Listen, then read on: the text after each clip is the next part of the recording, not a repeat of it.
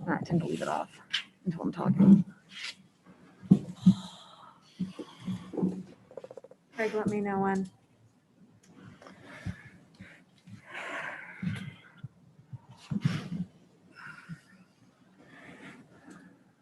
Okay, we are live and ready to go.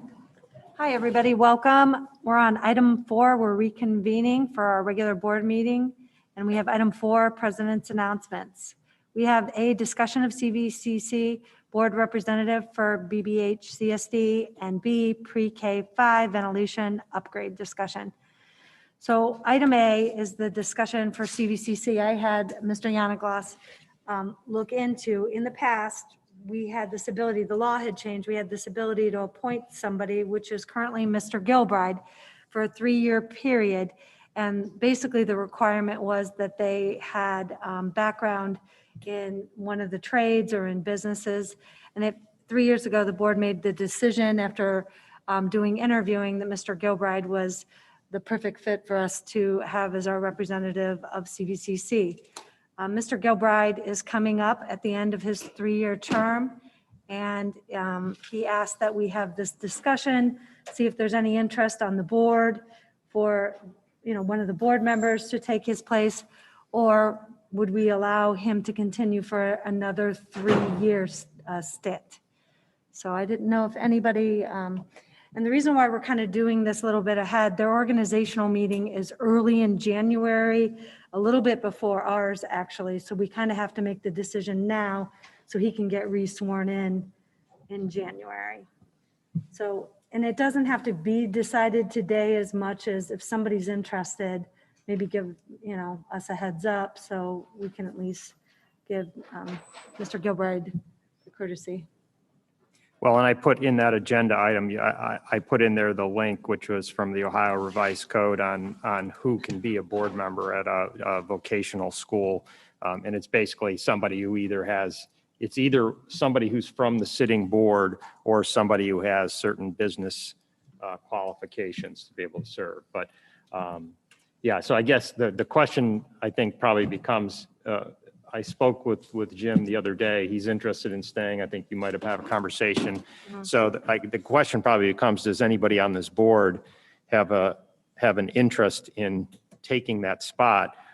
Or are we comfortable with just allowing Mr. Gilbride to continue to serve for us? Right.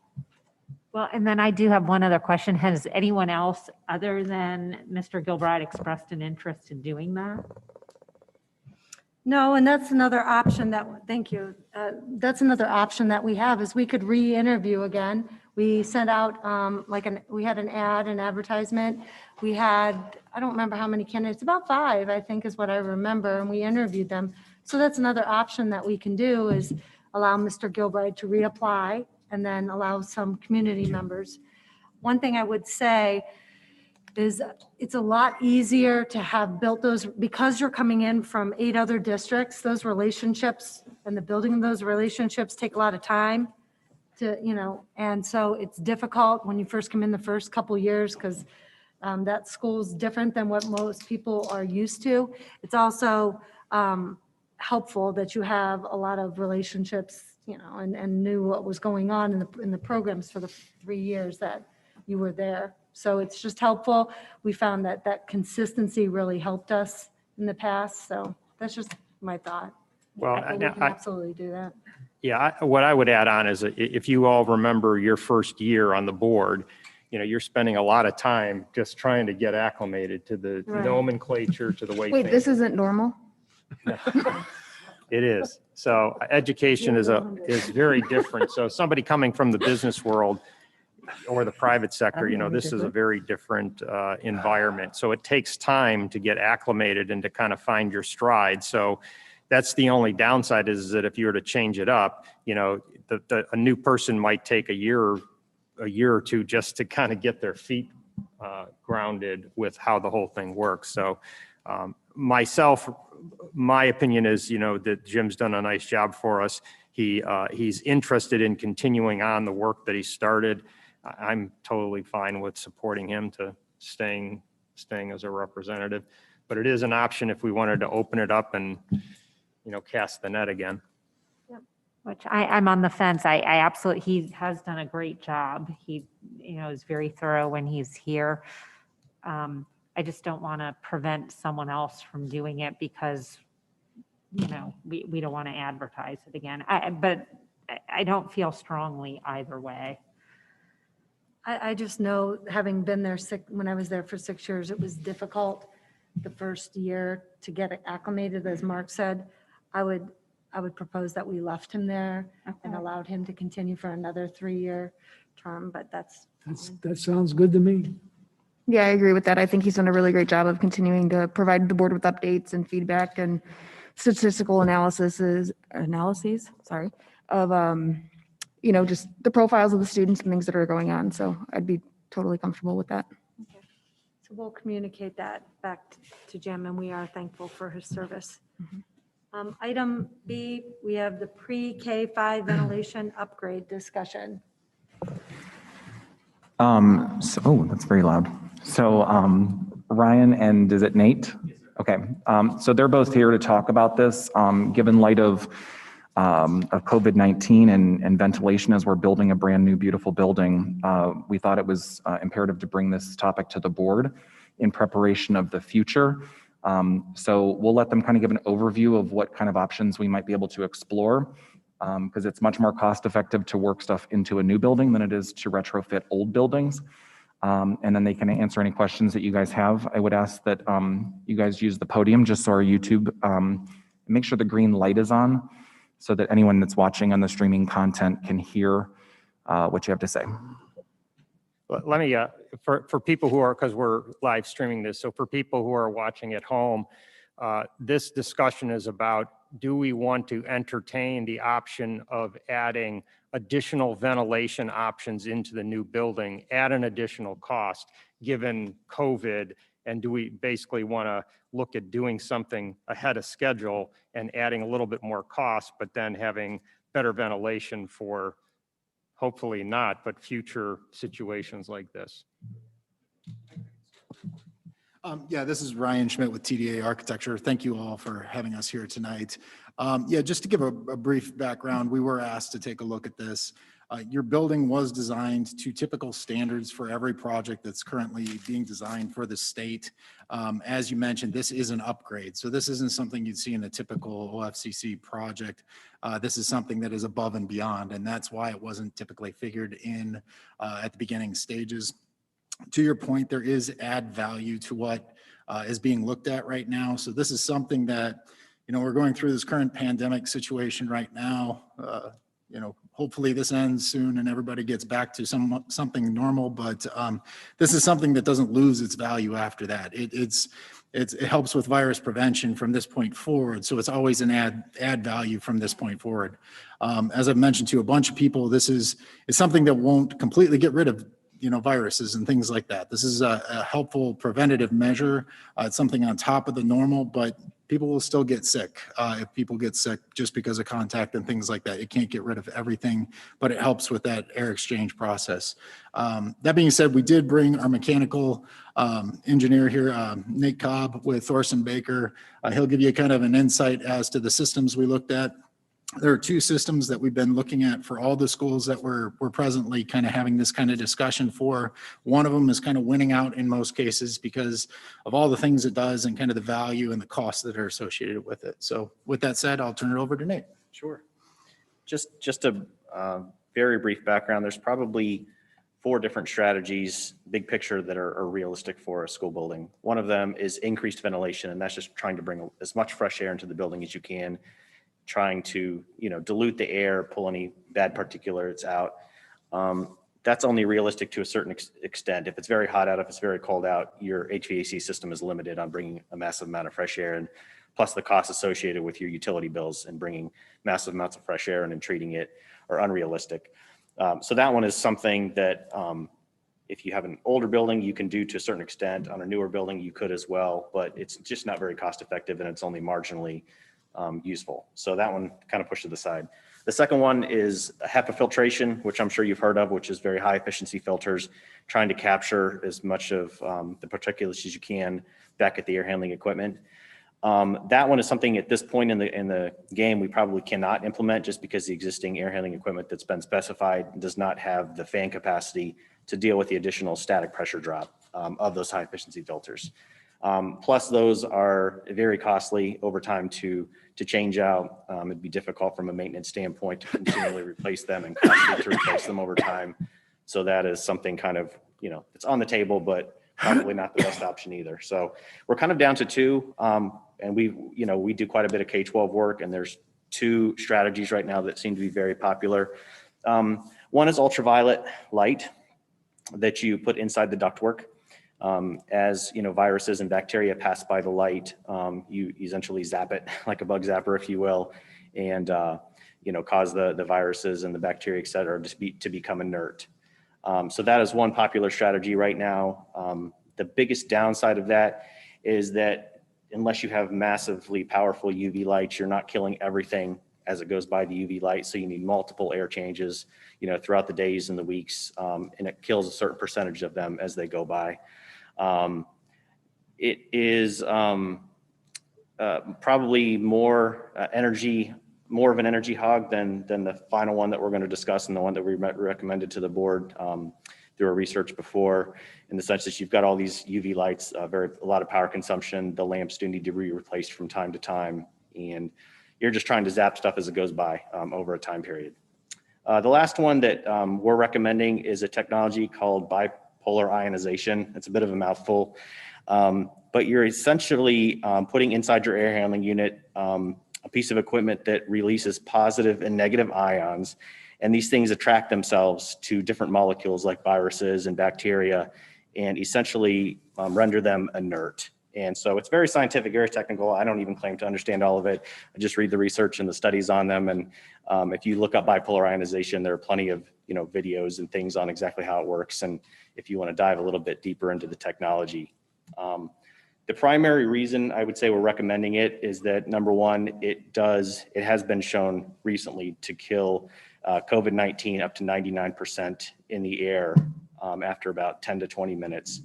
And my favorite thing is it also is shown to kill viruses on surfaces within the building itself. They did a study of a hospital room, and after 20 minutes of introducing these ions into the space, 80% of all the surfaces of all the COVID contaminated surfaces had been cleared just after 20 minutes. So I really feel like bipolar ionization is the best because you're really going on offense. You're putting things into the air that kill it in the air and on the surfaces throughout your building. You're not trying to handle it, back at the air handler with a filter. You're not trying to zap it as it goes by eventually. You're literally introducing it throughout the entire building, and it's dealing with the air and the surfaces.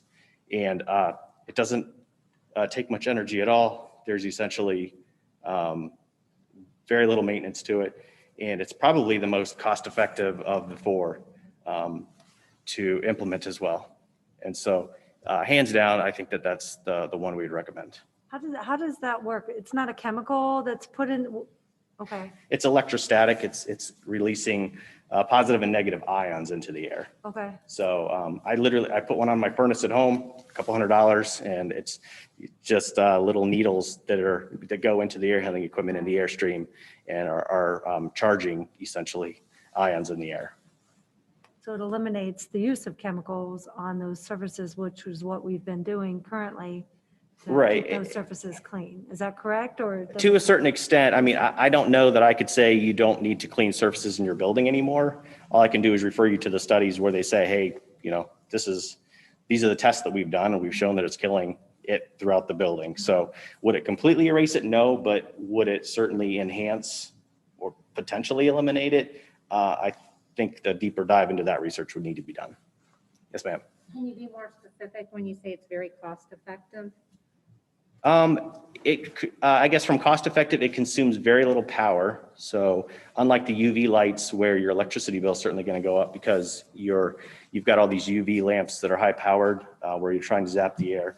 These things consume very little wattage. And then from a first cost standpoint, I'm guessing it's half the cost of UV if I had to put an estimate on it. So, HEPA filtration is very expensive. We can't do it.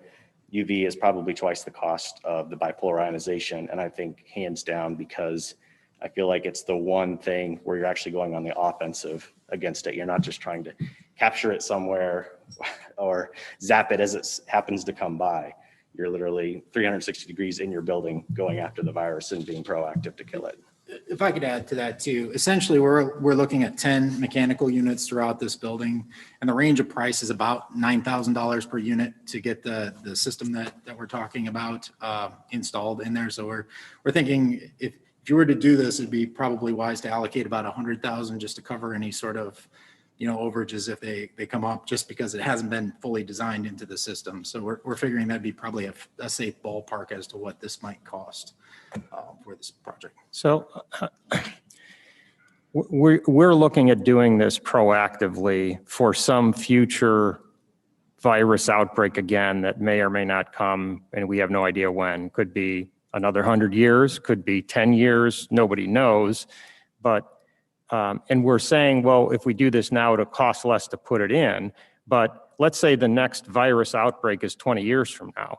If we don't do this 20 years from now, there's going to be way better technology to handle ventilation. So what's the, how much, let's say it was, 3 years from now, we didn't do this, and 3 years from now, we had another COVID, and we're like, oh, we want to do this ventilation. What's the extra cost to do it after the fact versus do it as part of construction? Yeah, that's really tough to say. Yeah, it's really, I guess the most difficult part is making sure that you pull the proper power to it. It certainly can be done. It can't, a project can be retrofitted. Just, I guess we'd have to look at how difficult it would be to get the power, to this equipment to need to be done. I would say whether there's a pandemic or not, it's certainly going to improve the viral outbreaks, whether it's a pandemic or not, and hopefully reduce and improve the air quality of the building either way. So I would look at it as a value-added long-term thing that is beneficial regardless of whether there's a pandemic or not. Wouldn't it work the same on flu or other viruses as well? Absolutely, yeah. Ryan or Nate, can you speak to any other districts, not naming specifically, but any other districts that have implemented technology like this and what their reported absentee rates may look like? In terms of a trade-off on cost, if you're saving on sick leave and sub rates for the implementation of this, is there a trade, and what does that ROI look like and that sort of thing? I don't know that I have any data about absenteeism, et cetera. I can tell you this technology's been around for a while, and where we've been implementing it prior to the pandemic was we've reduced ventilation rates in buildings and increased basically energy efficiency in buildings by putting this technology in, because you're basically cleaning the air, you're getting rid of viruses, you don't have to bring in as much fresh air. So we've used this technology on other school buildings in order to basically save them money over time by not bringing in as much fresh air, because we're killing the bad stuff so we don't have to have those air changes. So I didn't really exactly answer your question, other than to say that you're not the only school district that we're working with right now that's implementing this technology. We're doing this. We've retrofitted a school or two in New York because they've been hit hard here. They felt this was really important. And several of the other schools that we're currently in design on, we're also implementing this technology as well. And from our side of things, this is new waters, that everybody's treading into. So there's not a lot of information to back it up from what we've seen, because in the past, typically this wasn't a requirement. And so it wasn't really something that people really thought about that much until the situation hit. So. Well, so to that point, you addressed briefly it killing, capturing 99% of COVID. How does the system compare to just a regular currently updated and new HVAC system? I would say a current HVAC system is doing nothing to actually kill COVID in any way. We've got high efficiency filters, but the filters aren't high efficiency enough to actually capture any sort of the virus. So the way the standard HVAC system in any building is meant to work is it's bringing in fresh air and you're exhausting air, at some certain rate, and that's how you keep the air healthy. So you are diluting the virus even in a building like this that has nothing implemented, and we're still bringing fresh air and we're still exhausting air at a certain rate. It's just, viruses still can spread within that. So I don't know if that.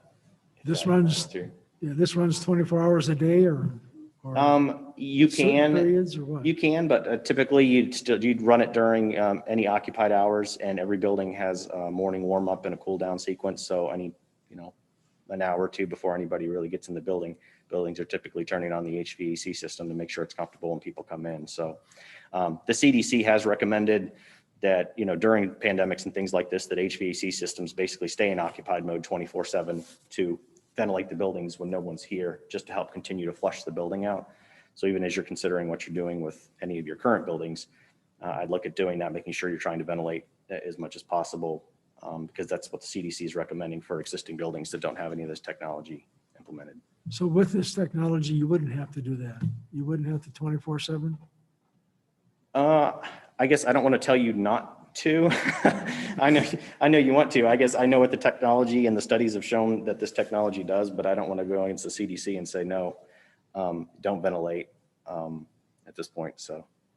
And is one of the locations that's targeted for one of the units in the field house, or how, just again, thinking about the separation of entities at some point, we have the city of Brecksville and the field house, and then the school building specifically. So are those able to be run separately if we do shut it down?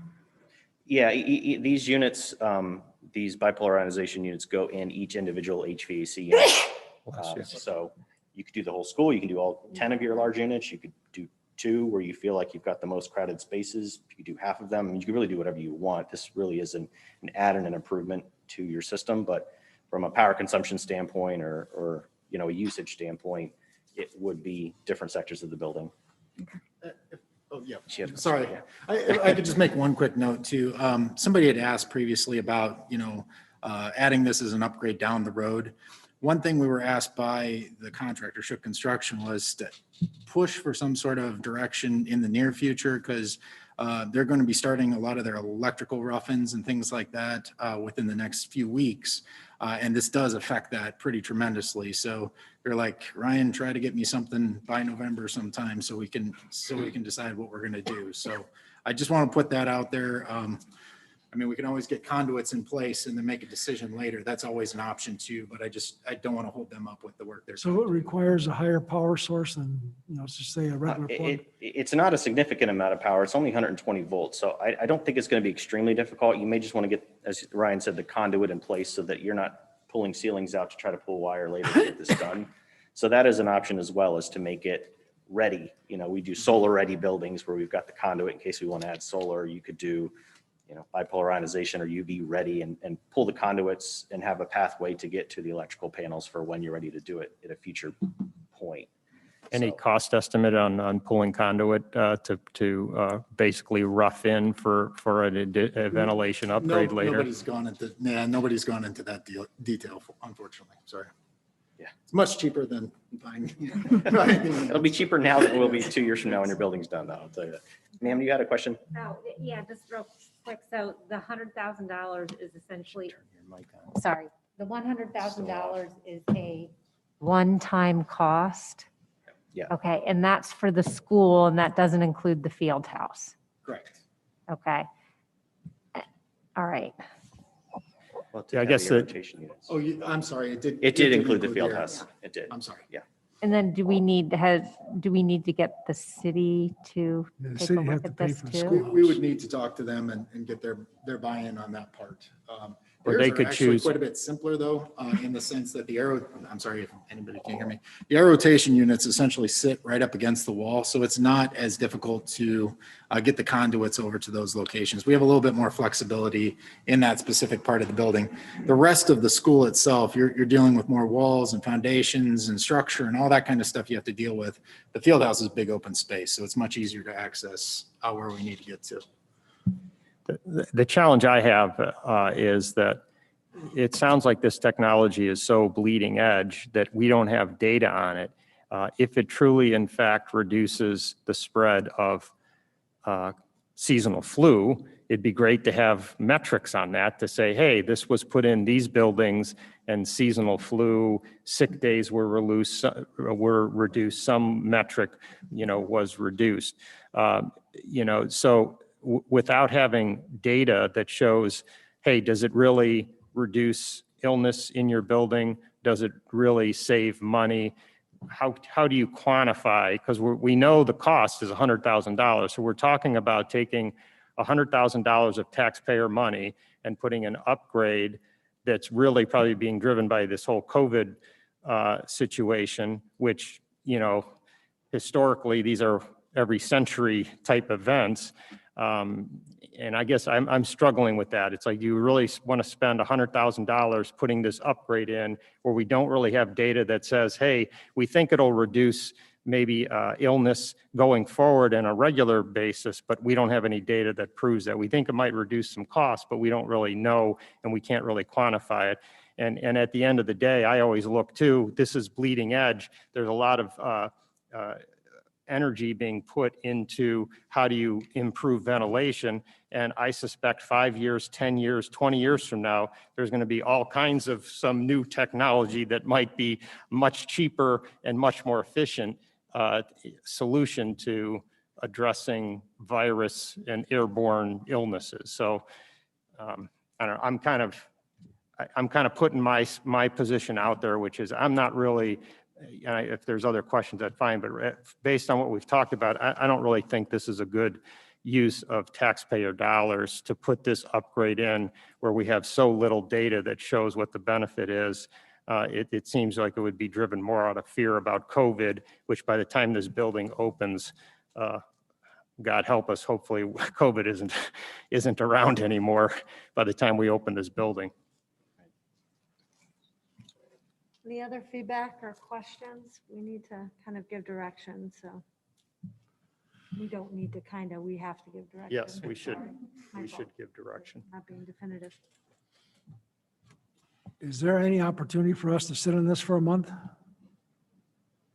We've sat on it for a little bit.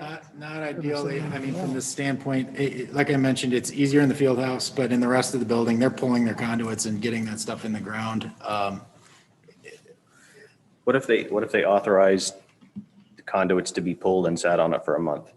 We don't have a running number. That'd be something we'd have to get a ticket for, basically, just to see what the values are. It's probably going to be an as installed sort of ticket for those conduits, just because we'll have to go on the fly essentially to try and get those in. But Fred, conduit I'm is sorry, cheap but- in the big scheme of things. Sorry, but so Fred, were you looking at maybe we'll have more data in a month, or what's going to change between now and a month from I don't now? know. I don't know much about bipolar We ionization. wanted to do maybe some I'd like to- research or I'd like to think see about what, it. And I can look I for can some find- case studies. Honestly, I didn't dive into that, but I can reach out to the vendors and say, hey, do you have case studies for absenteeism or some things like that that would be more interesting to I'd you? certainly like to see that kind of data if it's available. If not, then I'll see what I can do to scrounge around and find some. Hey, Ryan. Yes. So what's the amp draw for one of the air handler units? We understand it's 120 volts. How much power is it drawing? It's negligible. 2 amps, 5 amps? Something of that nature. I mean, the one I have, yeah. So every air handler is already equipped by code with a 20 amp electrical service. Disconnect, yeah. Two. Yeah. Already is there, it's required. It has to have an out, 20 amps of service. If that's just basic building. We may be able to piggyback off the convenience outlet. So I don't know if this is a need to do anything possibly if we could use what's already specified Mhm. to service those air handlers. Than the 20 That's a valid point. That's valid. So that gives the board some time to think about it, and you guys can confirm it. Yeah, we'll dig in that and make sure that that's not 100% supposed to be fully allocated, that 20 amps, but I mean, can you think of any language that make it? No, I would just have to double check to see if there's any reason. I mean, I think it needs to be powered separately so that you can work on the equipment, but that's almost just as good. It probably would need a separate disconnect, but I don't. So my suggestion is that, we get a little more research. You check out what Mr. Code brought up, and then we have a meeting on the 18th where we can give direction. This is, I mean, I know that we've talked about it, and we wanted to, this is the first time actually as a board we've talked about this.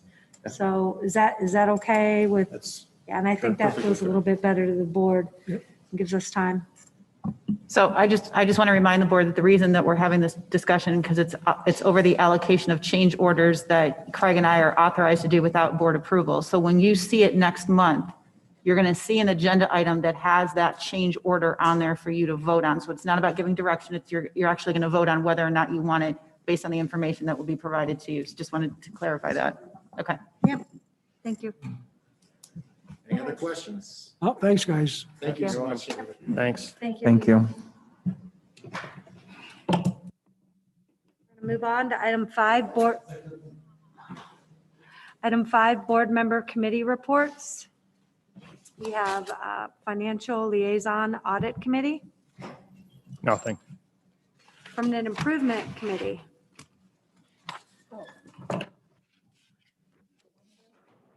And we did meet, Nice. and I think, are we doing something later in this meeting? There was. Yeah, I was going to give a little bit just of the update, which is fine in a little bit. It's to be continued. Board policy committee. We have not met. We did last month. We're going What to did we be, do, a month ago? Yeah, So we're on the second. we're going to be voting on our policy changes in tonight's meeting. Is it the second? It's the second reading, correct? You've got a first reading on your agenda this evening. Sorry. Yeah. I should know. I apologize. Okay, sustainability committee. We have not met. Item 6, district committee reports. We have a transportation appeals committee. None. CVCC report. Did Mr. Gilbride send something? Thank you. Safety and security meeting report. Yeah, we had a safety and security meeting last week. Both of city's first responders were there as well as our administrative team. We went over some of the safety precautions and some of the protocols that we are doing to safely keep our buildings open. Reviewed that. It was probably the shortest safety and security meeting we had. Those are the only agenda items we allowed our first responders to ask whatever questions they had of us of how we're doing things in the buildings and ask for their support if they're getting phone calls or they see things to let us know as well. So that was it. Which I'm going to interrupt. I guess there's some community members who are asking that the agenda be put up. It is. It's currently on Zoom with the full agenda. And that's what's showing on the live YouTube. Oh, okay, because they can't see us. Schools foundation It's in report. the corner. Yes, I have 2 items to report. The first is a new trustee to present to the board. Her name is Christina Thomas. She's been a resident of the district since 2016, and she and her husband have 2 students at Hilton. She was a volunteer and board member of the Boys and Girls Club formerly and served as their marketing chair and assisted with developing a strategic plan for them. She's also been a member of the Preschool Mothers Club, serving as the president from 2018 to 2020, and is an active member of the Hilton PSO, currently serving as the VP of membership. Christina is very excited about bringing her background in marketing and a passion for storytelling to the foundation. So she has been approved by the board of trustees there at the foundation, and I'm presenting her to you all. A second item from the school's foundation is they completed their virtual uphill downhill run. They had just over 100 participants participate in the virtual week-long event. So individuals who had participated and picked up their t-shirts were encouraged to post on social media and tag the foundation. Okay, thank you. PSO report. The PSOs are continuing to foster school pride and community spirit through creative virtual initiatives and are working hard to bring a sense of normalcy to all students. Virtual fundraising efforts are happening at the elementary level, and membership drives, spiritware sales, and book fairs are in full swing across the district. The elementary PSOs have coordinated virtual health and safety weeks and have planned virtual holiday shops. The middle school and high school PSOs continue to focus on fostering communication with parents and administrators. The middle school hosted several virtual town hall events, which were well attended and appreciated by families. The PSO partnership with the community continues as well. Several community businesses participated in fundraising efforts, and the elementary and middle school PSOs will be partnering with Star Sports for a virtual holiday shop promotion and fundraising opportunity. All PSOs continue to look for creative ways to promote learning initiatives and support students, families, and teachers across the district. While fundraising dollars directly support these initiatives, the time and effort of the PSO members and leadership are critical to our continued success. I would ask you to relay, and any PSO leaders that are listening, I want you to relay, I am very thankful for their partnership with this school board. I feel, especially in the times that we are in, they have been a positive force for communication and a nice conduit for this board between parents and the board. And I want to thank all leaders, and if you would please convey that I really more than ever recognize that that partnership is just essential for us. It was good to have our first meeting first week in October. I miss seeing all those faces, and I will let them know. Thank you very much. Other board member reports? I just have one item regarding Kappa.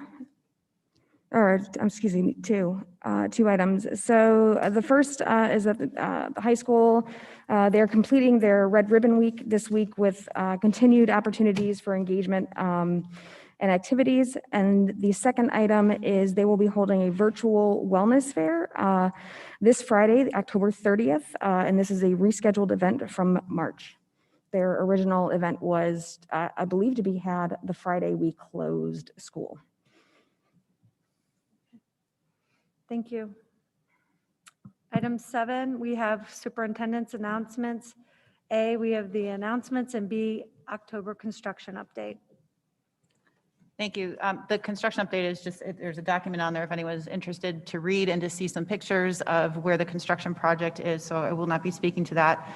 In terms of announcements, I'd just like to wish our cross-country and football team that are competing this weekend and bound for some state championships. And so we wish them both good luck as they compete this weekend.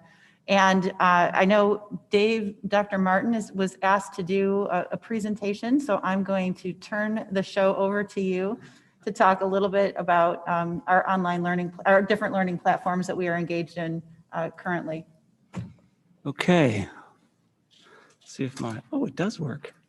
Great. So I asked on behalf of the board, Mr. Martin, that you talk to the board members as well as the public and explain all the wonderful educational things that we're doing here in this trying time. And I think it will help as we go forward when people do write to us that we have something to be able to share back to our parents as well. So thank you for doing this. I know you're very busy. We appreciate it. No, my pleasure. I love doing this stuff. So there's slide 1. It says board presentation. That's the last slide. Oh, I just clicked present. And while you're finding the first slide, Mr. Yanaglos, there's a million different clicks in this, so I apologize up front here. Thank you. All I have is the laser beam. So, thank you, Board of Education. I did put together just a little bit of a slideshow presentation, and I'll go over some outcomes. It's just an overview of our 2 learning models, the online model and the in-person model, and then discussion and questions at the end. Next slide. So outcomes, okay, one more click. There's the red arrow. So you'll notice that icon up in the top is the portrait of a graduate. And pretty much that's all we do. We are laser focused on those outcomes at every grade level when we matriculate through and students leave a particular building, and certainly upon a graduation. Future ready, globally responsible, self-reliant, and okay, there we go. So next outcome, and this is what I love talking about. It's all about learning. Regardless of the model, we are always striving to meet the learning needs of students. Equally important, supporting the social emotional needs of all students in all of the learning models. And this one is particularly important for the pandemic that we're in, consistent pacing in content and standards taught. That can get dicey sometimes when you have kids on different learning models, but our teachers do a wonderful job collaborating in very challenging situations to maintain that consistency, that content pacing. You don't want students in a similar grade level in a similar content area at very wildly different areas. You do not want that. And our teachers and administrators do a wonderful job making sure that the pacing and the content, the standards taught are commensurate. Next slide. Okay, so so the two models in BBHCSD. First one, online learning model, and that is students learn from home, obviously, for 5 days. Grades pre-K-8 are taught by BBHCSD teachers, and grades 9 through 12, we use a third-party curriculum, Apex. However, it is overseen by and managed by our BBHCSD teachers and staff. Our hybrid learning model is as follows. So in pre-K4, and it differs at each grade level. Pre-K4, they're in person. If you're in a hybrid, in person 2 days, and home learning 3 days. So in person, more synchronous, 2 days, 3 days, home asynchronous. 5 through 8, students follow their daily schedule and have multiple teachers. And then 9 through 12, because they're more independent, 2 days in person, synchronously, and then asynchronous learning at home those other 3 days. And again, they're working with videos and assignments posted in Google Classroom, a little more independent, our high school students on those 3 days.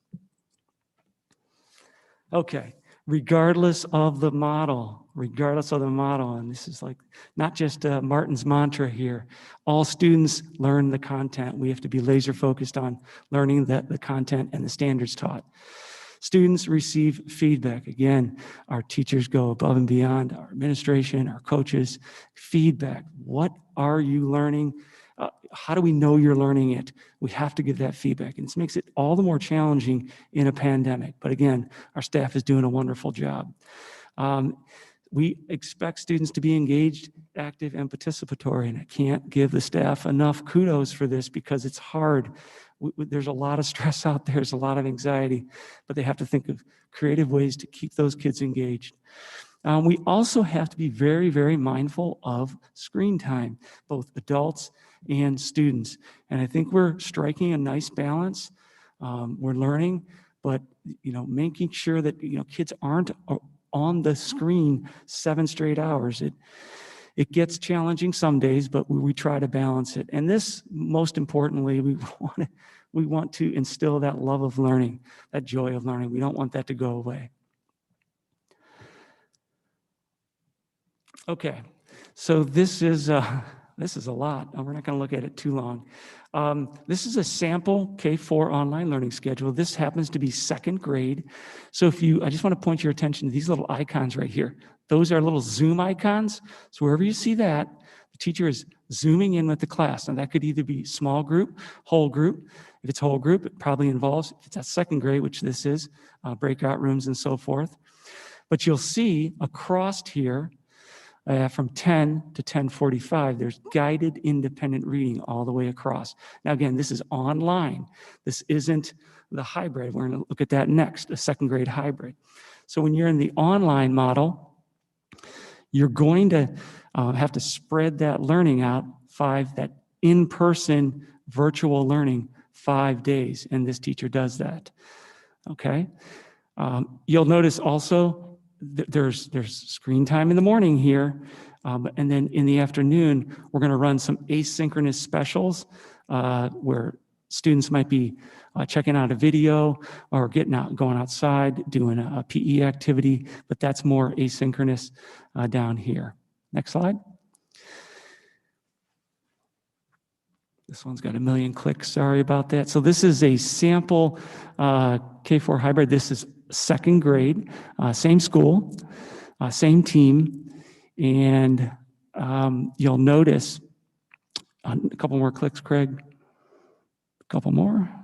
There we go. Just want to, and one more. Okay. You'll notice up there on Monday and Tuesday, this is a child that is in person on Monday and Tuesday. So he or she is getting the bulk of his or her learning. And we're focusing exclusively on synchronous learning with ELA and math, where science and social studies is asynchronous. Next slide. Click, click, click. Okay, so this is same kid, same class, but he is off, not off, but he is home Wednesday, Thursday, Friday in the hybrid. So this, you'll see, it's not less, but it's asynchronous. So there are activities and lessons posted in Google Classroom, and the student is working through those. Click. Keep going, sorry. 3 more.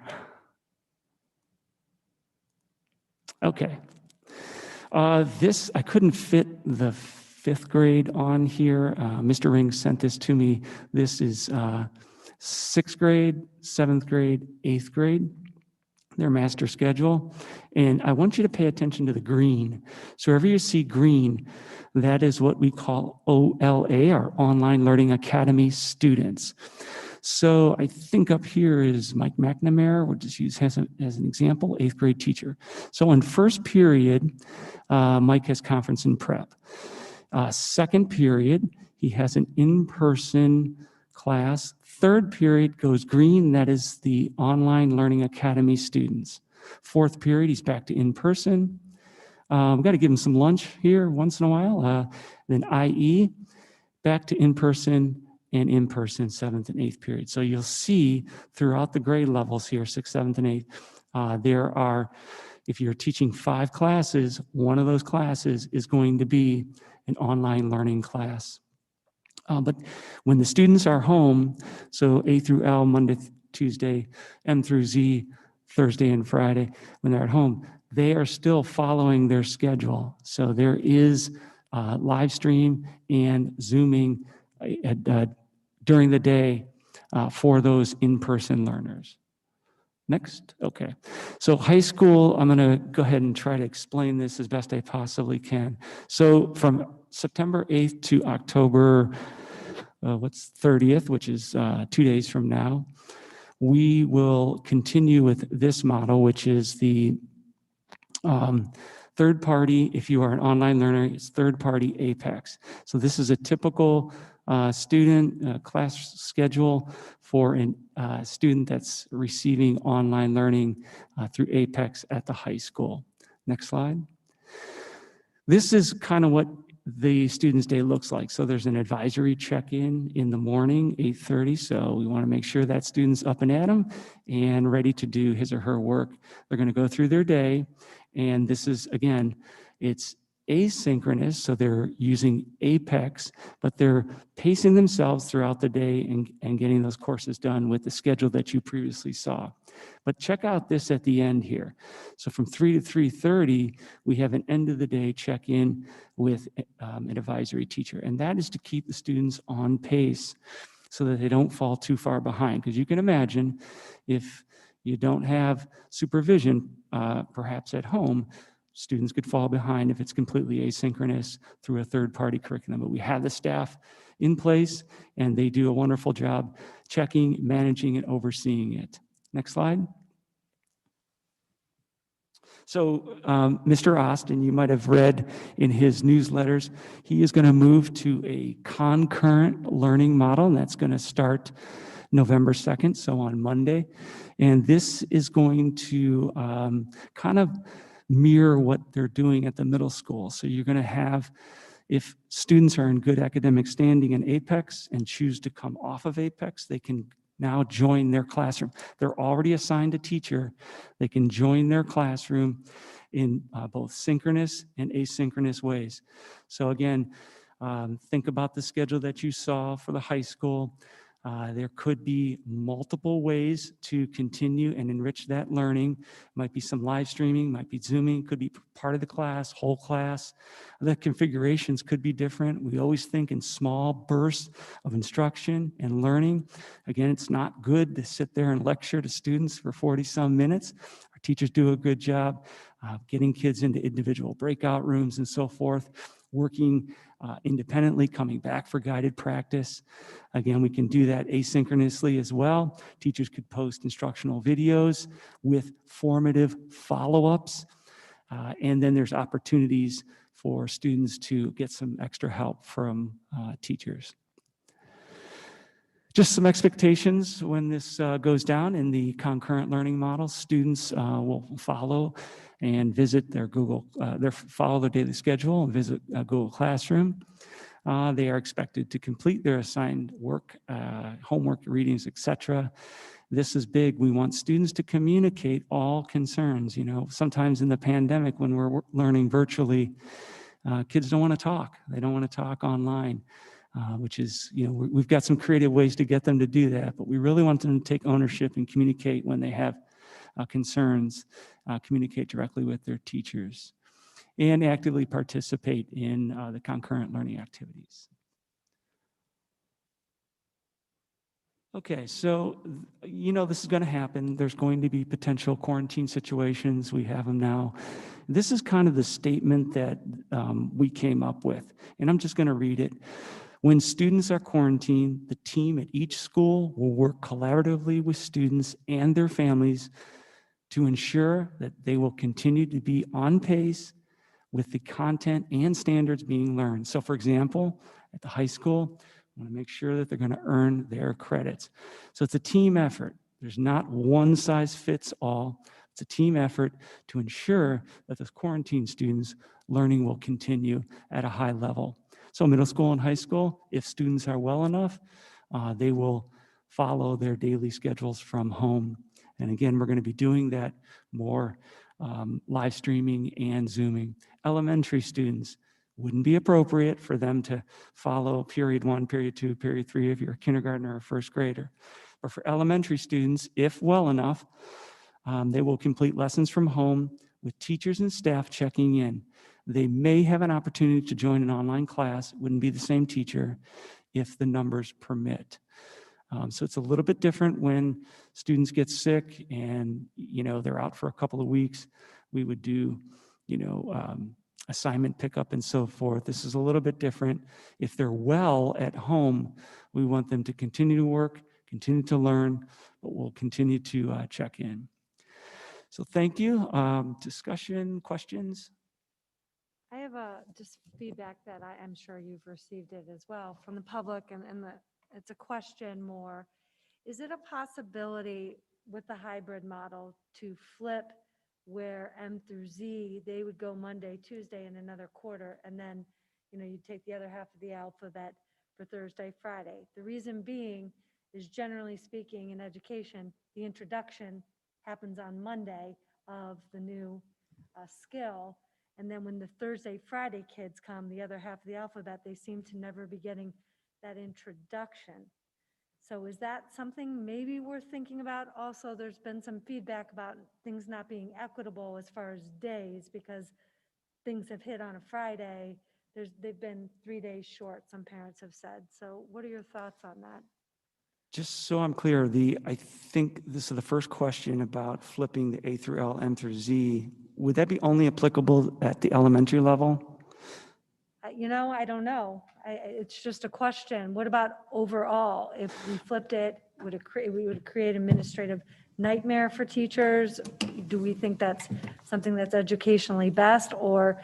So currently, right now, the only level that it would be an option at would be elementary, because our middle school and high school are getting 5 days a week instruction, whether they're at home or they're in person. So it would only be something that we consider, and I received that same email from the parent with the 12 to the 14 days, but I think what we're forgetting too is that first group started on a Tuesday, so it all evens out, and if we stay in this model for any length of time, it's something that we can look at, certainly, but again, middle school and high school are getting 5 days of instruction. It's only applicable, so those days are only applicable to at the elementary school. I guess my question is, it's different, the asynchronous learning, although great, being in person and be able to ask questions when the skill's introduced on Monday, Tuesday, those same children are never getting that skill introduced on a Monday, Tuesday. They're ending up on the tail end of the skill on Thursday, Friday. So it's kind of hard for the teacher in the chat to answer those questions. And so when they get there Thursday, Friday, it's assumed that the skills, do you see what I'm saying? So I'm looking at it, even at the high school, even though learning is going on 5 days, just wondering if we would want to consider, and that'd be teacher feedback, want to consider, whether or not we would flip those if we would stay like this in another quarter. Yeah, so we definitely don't want to cause any more nightmares for teachers. That's for Yeah. sure. I will say though, at the elementary level, they look at their weeks Wednesday to Wednesday. That's really how they do. They look at it, and that was a hard mindset shift. But they look at it Wednesday to Wednesday a lot of times. There's that sort of Monday. Wednesday is the new Monday. Got it. But you know what? I can talk to the administrative team and. I just want to know, have we asked for feedback from teachers at a higher level? Have we seeing some data that's showing that when those Thursday, Friday kids are coming, that there is more, there is more of a loss? I don't know. And I don't, it was brought up to my attention. I thought about it. And then I thought about how I teach, and it would end up after a long period of time, it might be a deficit that's worth exploring to see if our teachers think, not to throw that in now, but like in the future, do we want to consider that? Okay. Haven't thought about it, haven't heard anything, but thank you for the The input. second thing I would ask, the feedback I've gotten, when the kids are remote, the hybrid kids are remote, some of them, they will ask questions in the chat, maybe we could encourage more our education, our instructors to look at the chat after the meeting, because a lot of kids are leaving questions, parents are saying, and they're going unanswered when they are remote for those days. Okay. So maybe there's a mechanism by which we can. I don't do it either. So, it's something that was brought to my attention just because everything is so new. Okay. Thank you. Thank you. Keep it on. Thank you, Mr. Martin. Thanks, Very everyone. much. Thank you. And then we will load this in board docs for the public so they can look at this, and this will be a useful tool. So thank you. Okay, we're not going to say anything about, we have that document loaded for October construction update, and we have treasurer's announcement, item 8, fair school funding, and item B, PI initiatives and overview.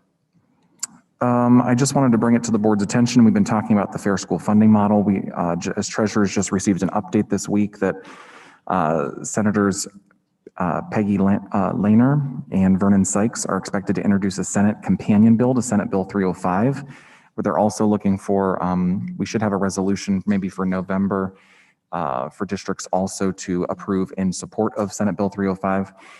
This Senate companion bill is expected to contain improvements to the original version of the Cupp-Patterson bill. So they're expecting to release this either right after the election or before. So this is really good news for a lot of school districts in the state of Ohio. So I just wanted to kind of bring that to your attention, that that's moving forward, hopefully. Until I'm going to burst your bubble and tell you that the superintendent's met with Matt Dolan this morning in his area, and we were asking specifically, I know that the sub-bill that you referred to has not been shared yet. No one has any idea what is going to be in it. It was his thought, though, that probably nothing is going to get done before the end of the calendar year, and that was just hot off the presses this morning from Matt Dolan himself, so I just wanted to add that in there as well. Thank you for bursting my bubble. That was Anytime, Craig. that was very nice of you. I will be optimistic in that it will happen. So the other thing is, so we've had 2 PI meetings basically over the course of the last month, and since I've been here, we've talked a lot about PI, and so Ellen had asked me to kind of just talk about some things in an overview, high level kind of manner with what we're kind of looking at. We've got a pretty extensive PI project list, and Mr. Dosen had kind of alluded to some of the changes we were looking at last month, and we're basically looking at pooling some of these. We have two different PI levies that come in and pooling that money together so that we can get some of these big projects underway. I have very, very robust and wonderful conversations with Mr. Code, more so than I would like to, unfortunately, about roofs. But these are some of the things that people don't see. And so he shared with me some pictures, and we've talked about the deterioration of some of these roofs that are have holes in them, and we're trying to do everything in a smart way and spending money the smartest way we can in terms of looking at HVAC at the same time as roofs, so that we're not doing two things, we're doing things at different times that will end up costing the district more money. So I guess I just wanted to share that we're looking at our PI expenditures more as a holistic approach and trying to get some of these really big projects accomplished over the next 2 years. Not that other things won't come up, but it's just a different way we've been looking at stuff over the last couple of months. And I think we're really excited to look at how we're going to make those impacts. We're going to be doing a huge E-rate project for wireless this summer with the help of Madison Schools, as we've contracted with them and how they're working with Paul and getting all of our servers and stuff up to date. We're working on a roofing project of like $750,000 will begin this summer. So we have a lot of these really big projects that are going to be beneficial, even though, not everyone sees some of these projects, but it's going to benefit a lot of people and kind of get some items checked off of our list, which at the same time is going to take some of those smaller items and start bumping them up the list of priorities over the next couple of years. So we're making some progress, I think. Yeah, and I guess just to add a little more color to that, we have two PI levies right now. One brings in about $800,000 and another brings in about 1.1 million. And, the larger one was designated more for TTT, if you recall. So transportation, technology, and textbooks. And in the past, those two buckets of money were managed separately. And what Craig is alluding to is the conversations about trying to look at using that more as a pool of money because the definition of what constitutes TTT can be very broad. And so instead of trying to put things in a very small box, the idea is, can we look at leveraging that more collectively to address a lot of the priorities of the district? And so I know Ellen and I were very encouraged by our meeting and what we had, because, as many of you know, our list of PI priorities has been long, and we've struggled to try to check them off the list because there's a lot of expensive things like roofs. And so this refined approach is going to allow us to check more of those items off the list and hopefully position us better from a PI standpoint. Mm-hmm. Right, let me move down. I was on another tab. I apologize. I think it's speaking of the public. Is it item 9? Is that where we're at? Yes. Item 9, community communications. We have A, hearing of the public. Does anyone wish to be heard? And Mr. Yanaglas, do we have anything from? Of course we do. Okay, wonderful. We have 5 this evening. The first one. Let me read my Oh, go ahead. spiel, if you don't mind. Hearing of the public. Persons wishing to address the Board of Education may do so at this point. No formal action will be taken on subjects that are not included on this agenda until the board has had an opportunity to study them. Comments regarding personnel must be submitted in writing through the office of the superintendent in order for the board to complete the planned agenda in an effective and efficient manner and to provide sufficient opportunities for members of the public to be heard. Hearing of the public shall be limited to a maximum of 30 minutes, during which each speaker shall be limited to a maximum of 3 minutes. Okay, thank you. Okay. Our first one is from Marissa Alega, and her question or comment is, will the parents be given a choice in school or remote when our county moves to purple? She also submitted a second question that says, when will movement in classrooms be resumed? It is unrealistic and unhealthy to have students sitting upwards for 6 hours a day. Continue? Okay. Number 3 is from Denise Golick. that says, "My family is in support of in-person learning at the hybrid or full 5-day platform as long as the COVID numbers for Brecksville and Broadview Heights remains low, as they have been since March. We are currently experiencing less than 1% of the local and school populations. People have been traveling in and out of our communities this entire time, and everyone I know has left the state, and yet there has been no rise in cases here. It is not like we have closed our borders. If our community was experiencing high levels of community spread, remote learning would be appropriate. At the very least, I beg you to allow our students to participate in the after-school activities they so love and need for so many reasons during normal times, and especially now. Thank you." Number 4 is from Lisa Galick. "If Cuyahoga County moves to purple status tomorrow, I urge you to follow through with your plan and promise to parents and quickly move classes to a remote learning model.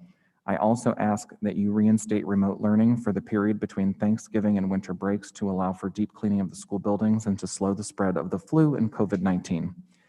I ask this as a parent who was prepared to send her 3 children to school for full-time learning 5 days a week. If we move to a level 4 public health emergency, it's simply not safe for students, teachers, and staff to be in the school buildings. This is not just my opinion as a parent, it is also the recommendation of the Cuyahoga County Board of Health and Governor Mike DeWine. The American Academy of Pediatrics supports in-person learning, but also states that the current, quote, the current widespread circulation of the virus will not permit in-person learning to be safely accomplished in many jurisdictions, end quote. I urge you to listen to the advice of scientists and health experts when you are making your decision. Everyone wants our children back in the classroom and learning as soon as possible, but when there is growing spread in the local community, this is simply not safe. Not for our kids, not for our teachers, and not for our community." And the last one is from Allison Dranowski. It says, "Hello, board members. Can you speak about the process for future decisions regarding in-person versus remote school? How will teachers and staff be engaged during the process? Thank you." And that's it. Great, Craig, if you would send those on to me, I will address them. We still have a group I have to Sure. attack from this week. Thank you. Thank you for everybody who sent that. We have item 10, other board business. A, Neola policy updates, first read. I have a motion. No, there's no motion. Do any board members have any questions about any of the policies on your first read? Okay. Item 11, superintendent's other business. We have A, preschool handbook, B, beekeeper's handbook, C, Title I handbook, D, PSI contract, E, robotics booster club, F, resolution in support of SB 358, G, approval of superintendent's other business. May I have a motion? So moved. Second. Okay. Are there any questions about any of these items? Roll call? Mr. Dosen, Yes. Mrs. Kramer, Yes. Mr. Peterson, Yes. Mrs. Wigman, Yes. Mrs. Mack. Yes. Item 12, superintendent's consent agenda. We have A, certified recommendations, B, classified recommendations, C, supplemental recommendations, D, approval of superintendent's consent agenda. May I have a motion? So moved. Second. Any questions about any of the recommendations? Roll call? Mr. Dosen, Yes. Mrs. Kramer, Yes. Mr. Peterson, Yes. Mrs. Wigman, Yes. Mrs. Mack. Yes. Item 13, treasurer's consent agenda. A, financial report, B, minutes, C, approval of transfers, D, donations, E, approval of treasurer's consent agenda. May I have a motion? So moved. Second. Oops. Okay, so I will go over the financial update here quickly. Make sure that that is. Not sure.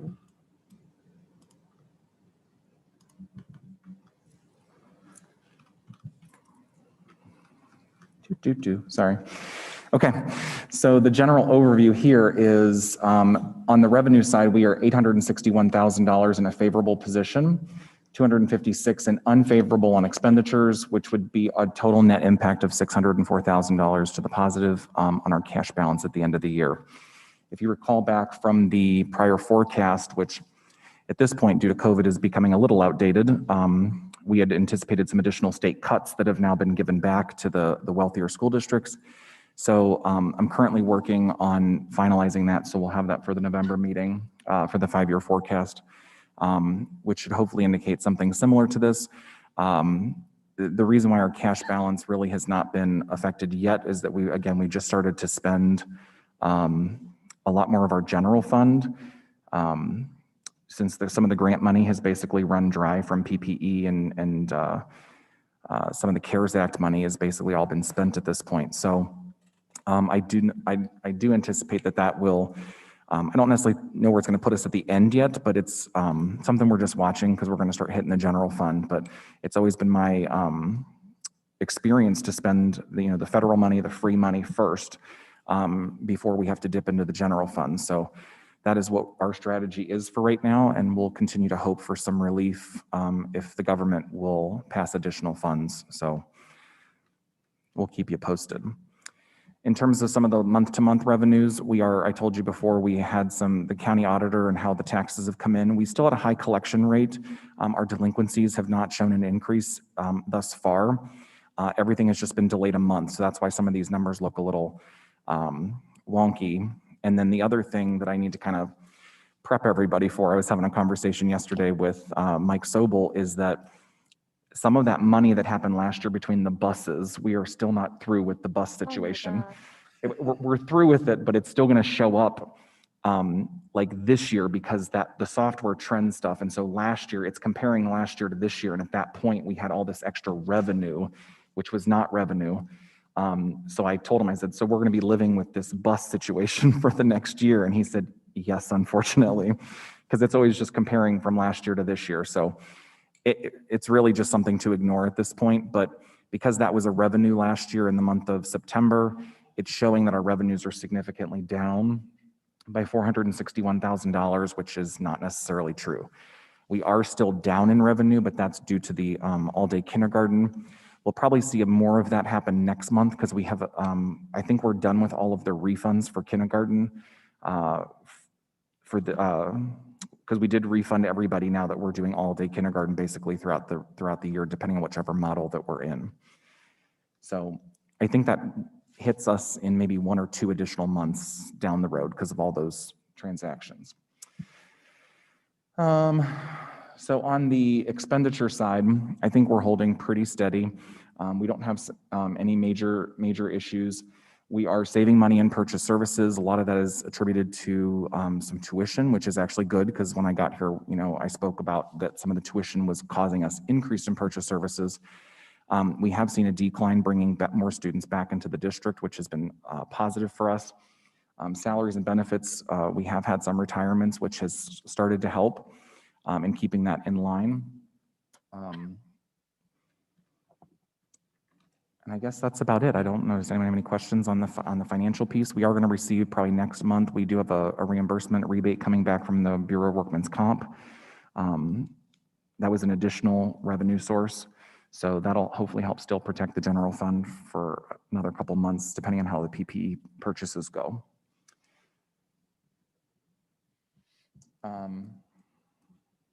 Go back.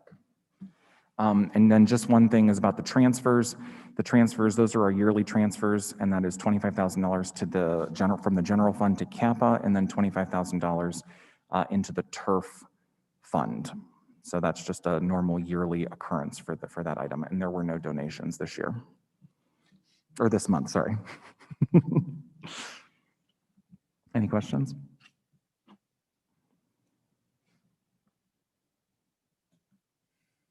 Craig, there are 3 listed donations. Are there? I'm sorry.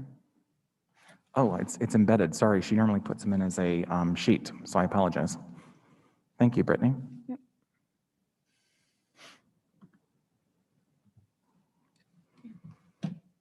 Roll call? Mr. Dosen? Yes. Mrs. Kramer, Yes. Mr. Peterson, Yes. Mrs. Wigman, Yes. Mrs. Mack. Yes.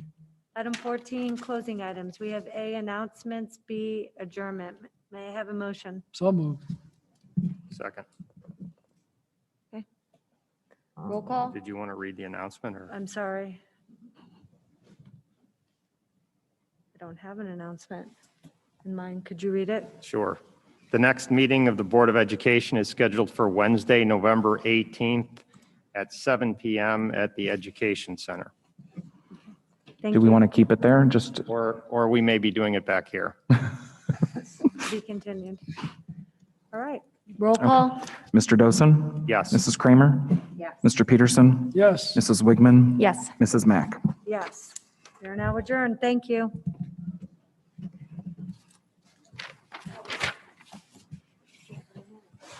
I feel like we also need to. Are you offline? It doesn't matter. I'll refresh. Refresh your screen. You probably- You got kicked out. I think the fact that nobody's gotten, nobody's gotten sick, it seems like they're doing a great job. All right, so Mark, what should we be doing next in your opinion?